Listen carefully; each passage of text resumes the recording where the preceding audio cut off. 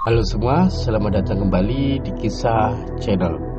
Pada kesempatan ini, kisah akan membahas kisah nyata misteri, yaitu tentang seorang pria TKI Turki diperkosa dua jin cantik dari Baghdad.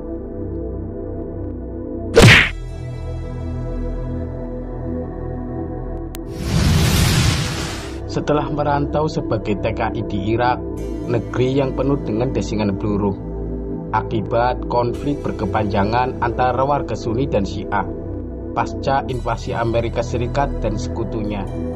Syukur alhamdulillah, akhirnya aku dapat pulang juga ke Indonesia. Betapa bahagia hatiku karena bisa kembali ke tanah kelahiranku. Di kampung halamanku, kedua orang tua dan keluargaku telah lama menantiku. Sejak Amerika Serikat menyerbu Irak untuk menggulingkan Saddam Hussein, bisa dikatakan seluruh keluargaku tidak bisa tidur nyenyak. Mereka begitu mengkhawatirkan keadaanku, yang hidup di tengah-tengah medan konflik peperangan yang amat panjang. Sebulan sejak kepulanganku, aku menikahi seorang gadis cantik, Gayatri namanya. Dia adalah cinta pertamaku sejak kami masih sama-sama SMA dulu. Walau selama bertahun-tahun kami berpisah, Gayatri tetap setia menantiku. Dia memang pernah bersumpah untuk selalu menantiku sampai kapanpun. Gayatri telah menepati janjinya. Pesta pernikahan kami sengaja kami langsungkan dengan sederhana. Setelah menikah dengan tabungan yang kudapatkan dari tanah rantau, aku membeli beberapa sawah, tanah dan rumah yang sederhana. Juga sebuah mobil angkot untuk bekerja mencari penumpang dari Ciledug menuju Semanan, Jakarta Barat, dan sebaliknya. Suatu hari, tepatnya 15 Oktober 2008, aku mendapat musibah. Mobil angkut yang kumiliki tiba-tiba rusak dan ngadat. Dengan susah payah, aku mendereknya ke bengkel. Tepat saat terik matahari memanggang bumi, aku bermandi peluh mengurusi mobil yang ngadat itu. Karena mobil yang ngadat, aku yang biasanya bisa mendapatkan uang ratusan ribu rupiah sekali tarik, hari itu sama sekali tidak berpenghasilan sepeser pun. Bahkan uang untuk belanja istriku juga tidak terpenuhi. Naas benar nasibku hari itu. Ketika sampai rumah, hari sudah sore. Aku menemukan kucing kesayanganku terkapar di depan pintu. Entah kenapa kucing itu tak bernyawa lagi. Aku menduga dia makan racun tikus di rumah tetangga. Saat aku tiba sore itu, istriku sedang menidurkan buah hatiku yang masih berumur 2 minggu. Karena itulah dia tidak bisa menyambut kedatanganku seperti biasanya. Setelah mandi, aku masuk ke kamar. Aku memutuskan segera tidur dan mengunci kamar tidurku dari dalam. Istriku yang sudah kenal dengan watakku semenjak SMA memahami gelagat yang kurang baik. Ia tahu suaminya sedang gundah dan tidak mau diganggu. Bahkan aku terpaksa melepas sholat maghrib dan isya. Malam telah larut. Seisi rumah di sisi jalan tol Jakarta Merak itu telah terbuai mimpi masing-masing.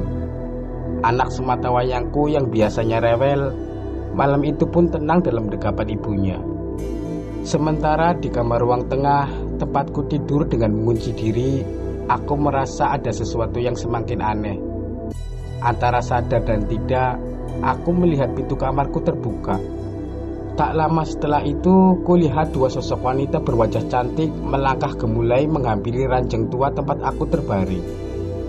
Di mataku, salah seorang wanita yang berjalan di depan adalah Maryam, nyonya majikanku saat aku bekerja di Irak. Di belakangnya adalah Umi, putri tunggal nyonya Maryam yang cantik jelita. Aku sendiri masih bingung mengapa tiba-tiba kedua wanita itu ada di hadapanku. Dengan senyum menggoda, dua wanita itu mendekati tempat tidurku, kemudian duduk di bibir ranjang. Anehnya, di saat yang aku tak lagi merasakan kalau saat itu ada di dalam kamar rumahku yang temboknya belum diplester. Kamar itu sepertinya begitu indah, harum semerbak. Kedua wanita itu juga begitu menggodaku. Singkat cerita, terjadilah hubungan intim seperti layaknya suami istri. Dengan jantan, aku bisa memuaskan kedua wanita itu. Beberapa saat setelah persetubuhan itu, aku merasa sangat lelah dan aku kehabisan tenaga. Aku mengira kedua wanita itu benar-benar bekas bosku di Irak sana. Tapi apa mungkin? Pagi harinya aku terduduk lemas di pinggir ranjang, mencoba mengingat-ingat peristiwa yang baru terjadi. Dan aku mencoba meyakinkan diriku sendiri bahwa kejadian itu hanyalah mimpi. Tapi betapa kagetnya diriku saat sekujur tubuhku telanjang bulat dan tidak sehelai kain pun yang menutupinya. Sarung dan celana dalam yang semalam aku kenakan sudah terlepas dan berserakan di atas tempat tidur. Aku ragu, apakah yang barusan kualami adalah sebuah mimpi? Aku mencoba meluruskan kedua kakiku. Ku amati seluruh tubuhku sampai pada bagian bawah perut. Di saat aku melihat bagian sensitif di selangkanganku, aku pun dibuat terkejut. Bagaimana tidak? Karena aku lihat bulu-bulu kemaluanku hilang, bersih seperti dicukur lotos. Akhirnya aku yakin peristiwa itu adalah nyata. Aku yakin Maryam dan Umi benar-benar datang ke kamar dan melakukan semua itu. Buru-buru aku bangkit dan keluar dari dalam kamarku. "Ayah, apa-apaan kamu ini?" tanya istriku terperanjat.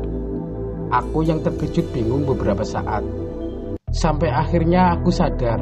Ternyata ketika keluar kamar, aku masih dalam keadaan polos. Tak secuil kain pun menutupi tubuhku. Untungnya di dekat pintu ada handuk yang tersangkut di kursi makan. Segera saja aku menyambar handuk tersebut dan melilitkannya di tubuhku. "Memangnya ada apa?" Ayah menggedor-gedor pintu dan berkelakuan aneh seperti itu, tanya istriku lagi. "Aneh-aneh gimana? Kamu itu yang aneh. Mana tamu kita?" Aku malah balik bertanya. "Tamu siapa?" Gayatri menatapku. "Tuan Putri Maryam dan anak gadisnya. Mereka mencukur bulu kemaluanku." "Apa? Mereka mencukur bulu anumu? Bulu apaan?"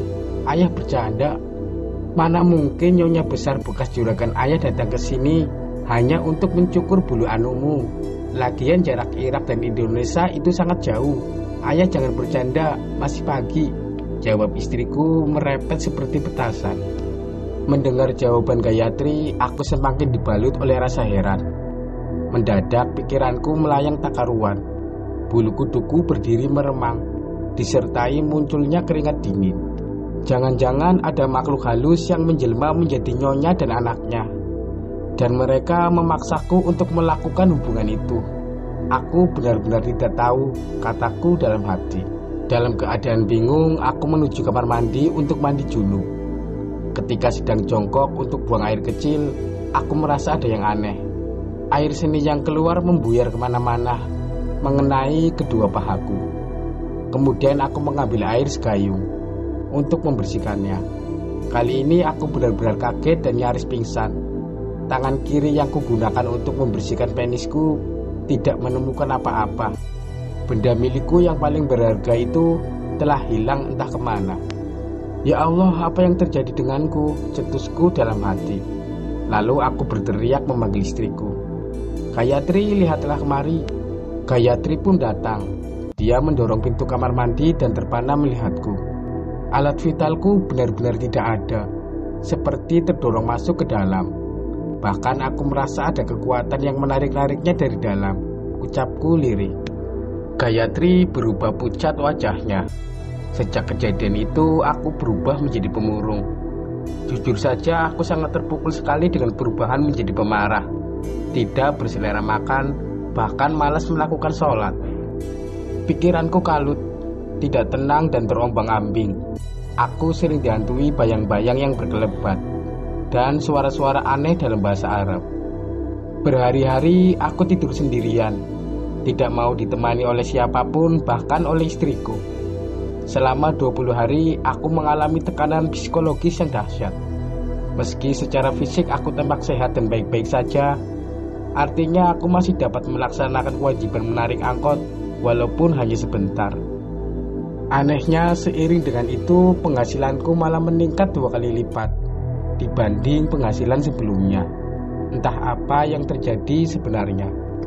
Untuk memulihkan keadaanku, maksudnya agar kejantananku kembali normal, aku dan Gayatri sudah mendatangi beberapa orang pintar untuk minta bantuan. Menurut Bapak S, seorang paranormal dari Cengkareng, Jakarta Barat, menyatakan bahwa aku masih berada di bawah pengaruh jin yang memperkosaku. Dia menyebut jin itu datang dari Baghdad dan sudah lama mengincarku. Kemudian si paranormal yang ahli hikmah ini memberi air yang sudah didoakan olehnya. Aku dianjurkan agar beristighfar sebanyak 1000 kali sehari semalam. Kalau Anda sudah minum air ini dan mengamalkan istighfar, insya Allah berangsur-angsur Anda akan kembali tenang, mampu mengendalikan jin-jin itu. Tetapi alat vital belum normal seperti dulu, kata paranormal itu. Seminggu setelah itu ternyata tidak ada perubahan yang cukup berarti. Kemudian mertuaku membawaku ke Pandeglang, Banten. Dia pernah mendengar di sana ada seorang haji yang mampu menangani kasus-kasus seperti yang kualami. Singkat cerita, aku pergi ke Pandeglang dan berobat pada haji yang dimaksud. Haji tersebut memberiku air putih yang dicampur dengan garam halus. Setelah dibacakan doa-doa, sebagian air itu kuminum dan sebagainya lagi disiramkan di sekitar halaman rumahku. Setelah 3 hari, kondisiku kembali normal. Aku pun bisa tersenyum lepas. Kemudian mertuaku menganjurkan agar aku melakukan selamatan kecil-kecilan sebagai tanda syukur atas terhindarnya diriku dari godaan jin yang berasal dari Baghdad, negeri 1001 malam.